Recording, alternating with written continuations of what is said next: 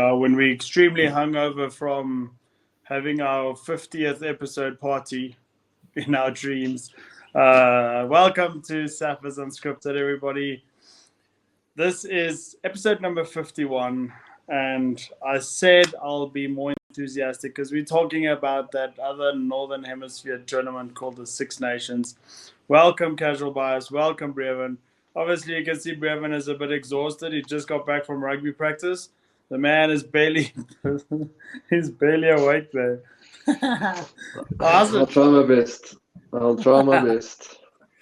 They're lacquer. So, but before we start, I'm going to wait until, well, I waited until at least a minute into the episode to say, gentlemen and ladies, whoever's watching, we're going to put up a little bar eventually when we start getting technically gifted and able. We'll put up a little something that says subscribe, click, ring the bell, all that stuff. But until then, you'll get us asking to please subscribe to our channel.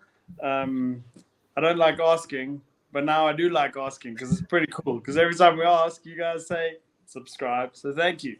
Okay, let's talk Six Nations. First, hello, everybody. Hello, Brett. Hello, people. This is the second to last episode that we have of the Six Nations. And although we every now and again sound a bit less enthusiastic about the tournament, we do still respect the tournament. The tournament has really helped this channel grow, right? And it's sad that it's come to an end. We always love some international rugby. So obviously over the weekend we'll film our total review of it all and have our inputs. But we appreciate you guys for always being with us out here. 5 weeks of absolute pure, whether it was enthusiasm or not, just 5 weeks of chat about the Six Nations. Yeah, love it. Okay, firstly, I just want to say that this episode, it's actually a first time that I'm really, really looking forward to this weekend because I've thought that this whole tournament's been so predictable until last weekend. And now this weekend actually proves that it's going to be completely different because there's a battle for the wooden spoon. There's a battle for who wins the actual Six Nations. And there's a battle to see if France can actually play some rugby for a change. So it's quite a cool weekend of rugby. So Brett, you know, right? Literally the episode that we all said it's so predictable. I got 0 out of 3. I got 0 out of 3 last weekend. That is ridiculous. My head is held in shame at the moment. Okay, well, it's 3 minutes into the episode and we still haven't heard Brevin even make a sound. So, Brevin, say something cool. Oh, well, we'll bring up the first game because I'm sure that's why the people want to hear our silly voices. So, obviously, Italy against Wales. Wales at home at the Principality. This is the battle for the wooden spoon, and right now, as it stands, Wales are last and they will receive the wooden spoon, which is a shock because Wales haven't been all that bad. You know, they don't deserve last place I don't think anyone. In fact, if there's one team that deserves last, it's France, but somehow they're not there. Yeah. So it's going to be I think it's actually going to be a great game. I think the Italians will really want to prove, listen, we can do it 3 times in a row, put in a good performance, shock the system, show that the Italians are now ready to climb even further up in the rankings. I mean, they'll be dying to do that. And then you have Wales, on the other hand, who will feel like they've done enough to not get the wooden spoon, but they find themselves there. But I think at the Principality, Wales will just be too much for Italy.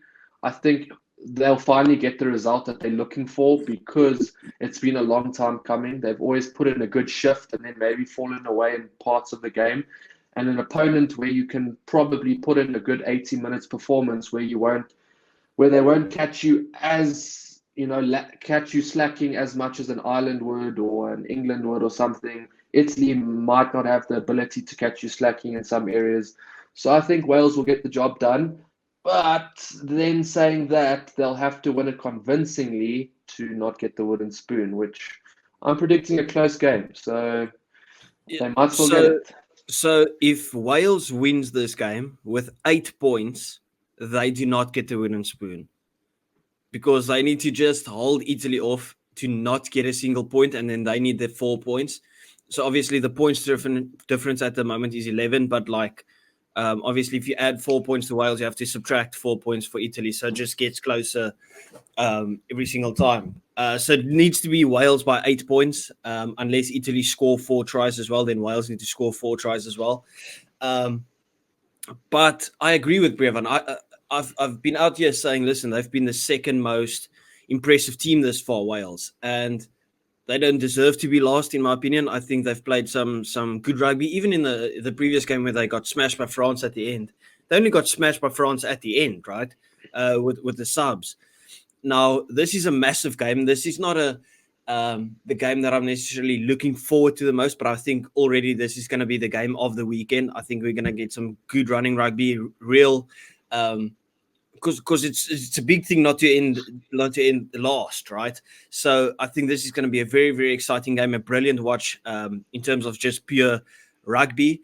And I've got Wales to win this game, but only by 4 points.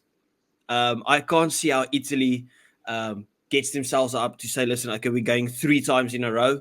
This might be Warren Gatland's last game. It's going to be a proper send-off for him. It's George North's last game. I think they will be motivated enough to finally get a victory over Italy. But as I said, brilliant game of rugby. That's what I'm predicting. Speaking of motivation, the Italians came out and said, where are all these people calling us to get relegated and all this nonsense? And now they're fighting for that wooden spoon again. So I think that's more than enough motivation to save their own asses from what they said on social media to actually not get that wooden spoon. So I agree with your score prediction. I do think Wales is going to win it, but I don't think Italy's getting the wooden spoon. I think it's going to be so close. If Italy can pull off a 1 or 2 point win, that'll be amazing. But I think that Wales has it at home. But I honestly think that Italy is escaping that wooden spoon. You know, just I was looking at the table here, right? I think there's some extra fuel for Italy as well that I didn't think about when I made the prediction. My prediction stays the same. But if Italy get a convincing win over Wales, they can go up to about 12 points if they get a bonus point victory over Wales. Whether it's a close game or not, win the game, score 4 tries, they go up to 12 points. If England somehow beat France, then they go up to 4th spot, which would be massive for Italy in the grand scheme of things. How long has it been since they've placed there? Have they ever placed there in the Six Nations? So that might fuel the Italians a bit more than I necessarily thought at the start, because we're talking about the fuel for Wales, but that is very good fuel for Italy. I think the best that they've done is second last, eh? Look, don't quote us on it, but I think the best that they have done is 5th. So definitely in recent history. Yeah. Yes. So, when England came last in what, 2019? When did England come last? It was now recently. On it. I'm not 100% sure. We must do some research, but I'm pretty sure somebody's going to say that ginger fool in the middle doesn't know anything about rugby and he's quoting the wrong stuff and all that nonsense. So we'll wait and see for somebody to bash us. So it's okay. Moving on to the next game. It's the beautiful Irish playing at home against Scotland. The game that I thought that I've been waiting for this whole tournament. Other than that Italy-France game. So I'll let Brevin go again then. Take us away. Well, obviously the English will be having their Scottish accents ready, their Scottish everything ready. They obviously want Scotland to win this game and win it convincingly as well. But I have news for English fans. I'm afraid the Irish are angry. I'm sure Andy Farrell has been in training, letting mini leprechauns chase them. Okay, that's just a joke. It's a terrible joke, but anyway. But the Irish are angry, and I can predict another World Cup game where the Irish absolutely demolish the Scottish. And I'm sorry to say this, I am backing the Scots, but the Irish, there's no ways that they come into this game even remotely. They are going to be so ready for this because that's a winning mentality. You know, when you lose a game, it fires you up. We see it with the Springboks, we see it with the All Blacks. These teams get angry when they lose and they return with a good performance. So I'm afraid I'm going to say Ireland is going to win this one convincingly. And Yeah, I will add to that, right? I think this is the same case that we're going to see like when we saw the quarterfinals of the World Cup, where Ireland lost, but they rebounded absolutely brilliantly, and France absolutely got nullified. That is what happened. That's what's going to happen to Scotland as well. Ireland's going to bounce back and say, listen, okay, that was one slip up. That doesn't make us a bad team, because they didn't get, it's not like Ireland were shocking and everything, right? It's just England were on it that day, where I think for Scotland, losing that game against Italy completely breaks confidence. So I think Ireland just bounces back, absolutely stomps all over Scotland. I don't see Ireland winning this game by less than 17 points. I'm going with the Irish victory, 17 points. Obviously, we're supporting Scotland, but they've been really disappointing. Okay, they've been dog shit, especially after last weekend. I will not forgive them for that, because everyone was looking forward to this one. This one, we spoke about this fairy tale story about the revenge story of the World Cup, and they've just shat all over it. So I'm annoyed at them, and that's why I'm predicting this shit. I'm going Ireland by 17 points. Okay, well, that's quite interesting takes from you two, because I'm going the opposite way. I'm going a different way, because I feel like Ireland is losing 4 games in a row, if you know what I'm saying. Yeah, Ireland I get what you're losing saying. 4 games in a row. I think their streak has ended. I think the Scottish losing to Italy was also quite a significant one, and I think that Ireland's losing 4 in a row. I'm going Scotland by 4. So you think Scotland gets a lot of confidence after their loss against Italy? Do you think they get the bounce back? I think they're going. It's a massive wake up call. They realized that they took that game too easy, and now they're gonna feel the pressure properly. I'm going with my mentality into how I approach a massive game. Like when my club, whatever I play for, plays against the best of the best. It's a mind switch. If you think that Ireland's going to win by 17, you got a surprise coming to you.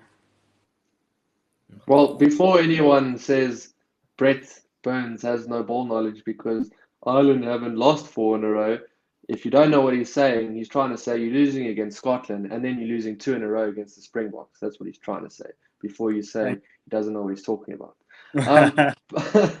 But no, I can't see it happening. I think as much as we bantered the Irish for, getting knocked out in yet again another quarterfinal, I just think that this team is different. I think if they can really what I'm saying is I think they are going to bounce back from this loss against England, because realistically, the Boks were this close to losing against England. We were this close. Whether we like it or not, we were very close to losing. And unfortunately, the Irish were just on the other side against the English. They got the loss by 1 point. We got the win by 1 point.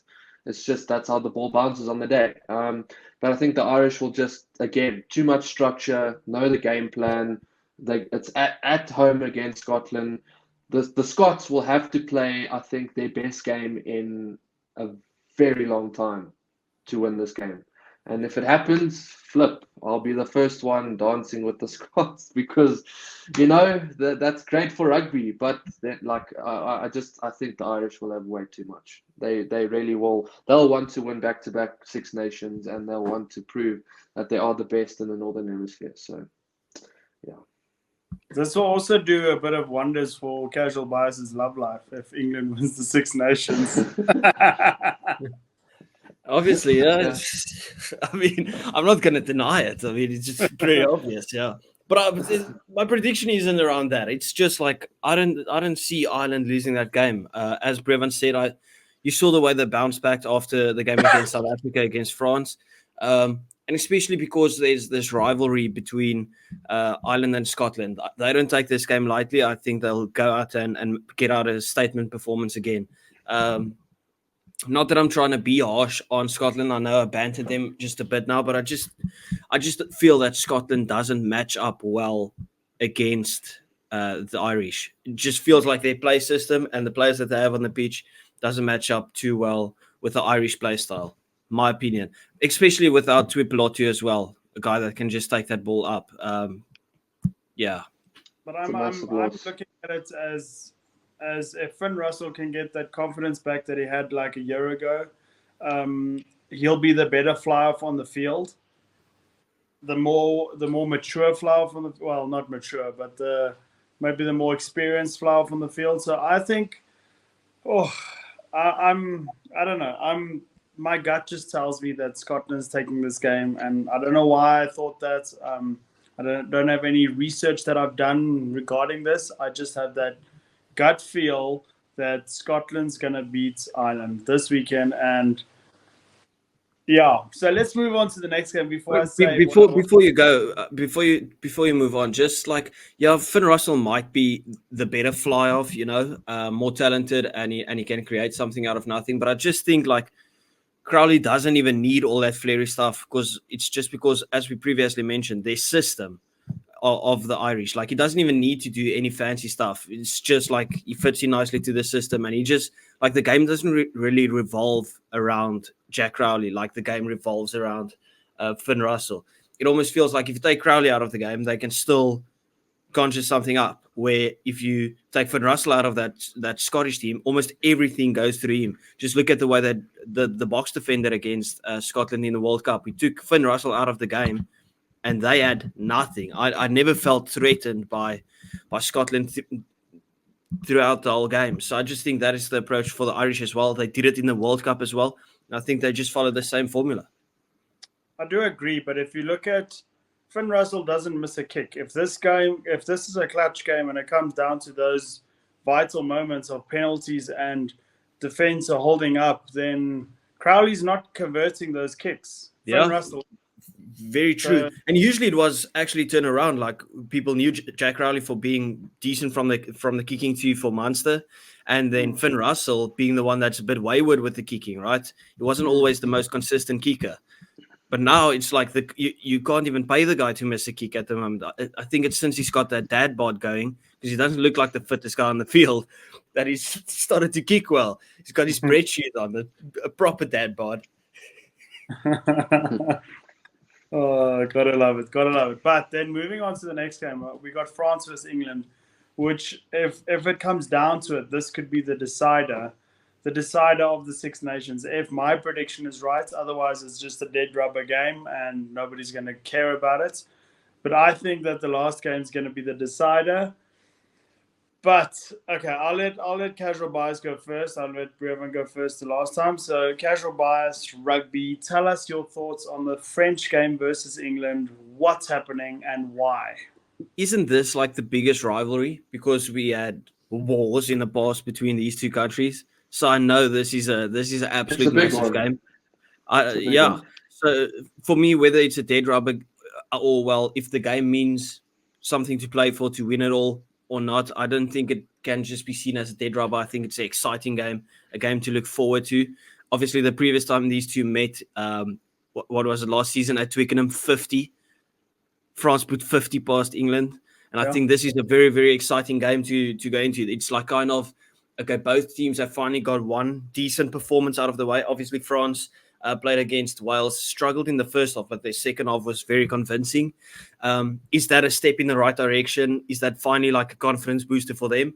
And then obviously you have England. Is that a confidence booster for them after getting that victory over Ireland? Because you already know whoever wins this game, they're going to get the applauds or the plaudits where the people say, listen, okay, finally, that's the step of confidence they needed. Now they need to just take it further and further and further, right? And the other team that loses the game is already just going to be, okay, yeah, it was just a one-off performance. Doesn't matter how good the game or whatever is, that is what the people are going to say. So I'm going England to win this game. They're playing this game in Lyon, if I'm not mistaken. But I've got England to win this game also by 4 points. Marcus Smith. I actually can't call this. I genuinely don't. The reason I say that is because is this a case that England played their best game for the Six Nations and it's all downhill? Not when I say downhill, I don't mean like, they're going to be terrible now. I mean downhill as in, do they back that up with the even better performance? Because even though France haven't been fantastic, and we know this, to beat them within France is not an easy job. I mean, any team can tell you traveling to France is one of the most hostile, difficult places to play. But at the same time, you can say the same with the French. The French have zero to little confidence. Obviously, yes, they got the win against Wales, but they'll know that they have to be better for larger parts of the game. They can't just be good in the last 20 to 25 minutes. And it's gonna be a game where if England can pick up from where they left off, they'll definitely win the game. I have no doubt about it. But if England kind of let the foot off the gas in a way that, as we know, if a team plays a very good game, the next one they could look very lackluster because, as we know, that's rugby. I mean, you go from That's your what we base. thought was going to happen with Italy, right? After their performance against France, we thought they're gonna fall off, but they actually pulled it out of the bag, pulling out 2 in a row. So I am gonna back the English here. I think because I think the English can come somewhat close to what they put out against Ireland. And with that performance in France, I can also see the English just edging it because obviously, like I said, being in France, it's hostile. You will make mistakes. It's just part of the game. The ref might be a bit nervous himself. I mean, and we know this. Any ref that refs in France will tell you it's hostile. I'm sure they will. So, yeah, it's just going to be a tough game for the English, but I think that they can pull it off. But not like a convincing win, but I think they can do it. Yeah, just to add to that, what you said about if England can continue where they left off, they could win it. I felt exactly my thought process was the same as that last 20 minutes.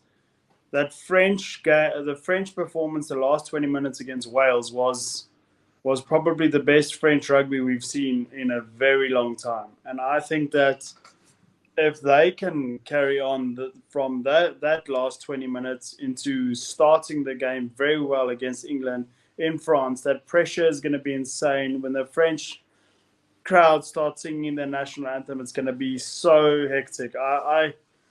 I'm going with a French win and the Irish to win the Six Nations despite their loss against Scotland.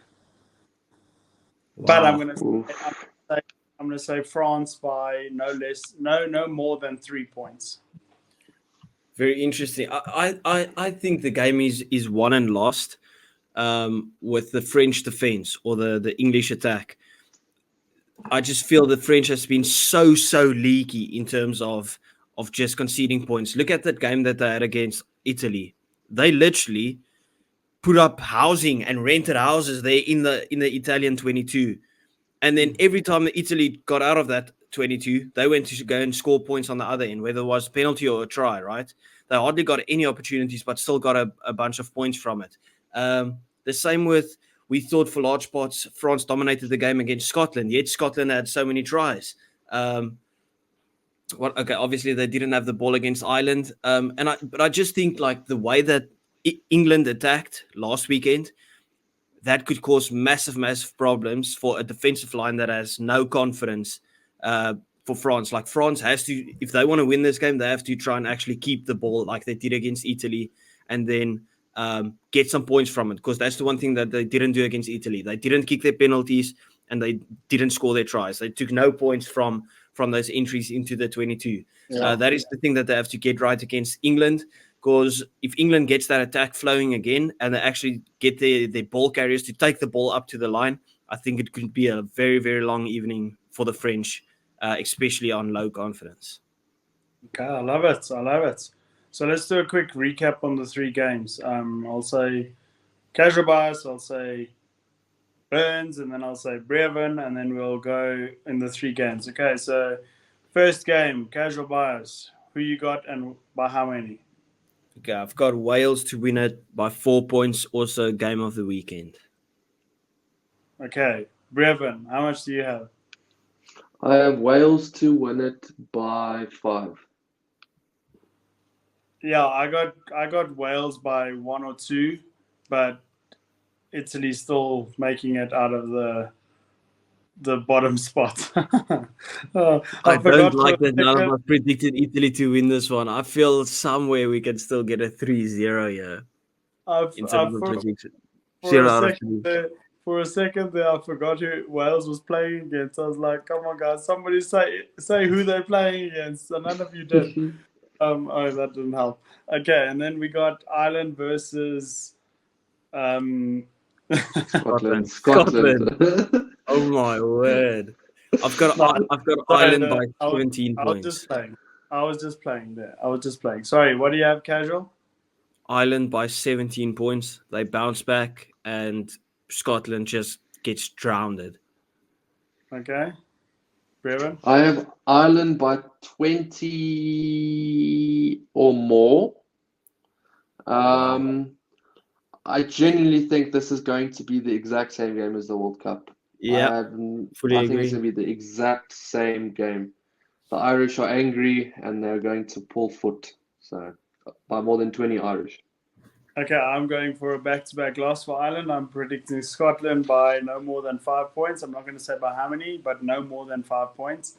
It's going to come down to kicks, and I think that's Finn Russell masterclass.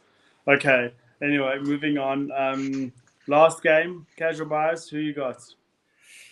I've got England by 4 points. Do not ask me reasoning behind it as well. There's no extra motivation except for that I feel England will win this game. It's nothing to do with future family. Just purely, I think England will win the game in Lyon, and they'll take confidence moving forward. Okay. So I have England to win this game by 6 points. I think 2 penalties will be the difference. Same amount of tries. It will be very close. I think England will just win it with 2 penalties. And I think the English will impress us yet again. Okay, and then let me ask in the comments. Also, give us your predictions quite early. If you see this on a Friday when we post this, give your predictions. Let's also weigh in over there. We love seeing your comments, because after you've hit that subscribe button, go into the comment section and let us know your thoughts. I have France to win that game, but that is us for this episode 51, second last Six Nations of 2024. Happy to have you all here. Thank you, Casual Bias Rugby. Thank you, Brevin. Please go shower now after you got back from rugby practice. That's commitment. Yes, please. I can still smell Brevin. That's commitment. That's commitment. Rushes home to do an episode with us. So well done. Thanks for that. And that's us. Like and subscribe. Goodbye. Sayonara.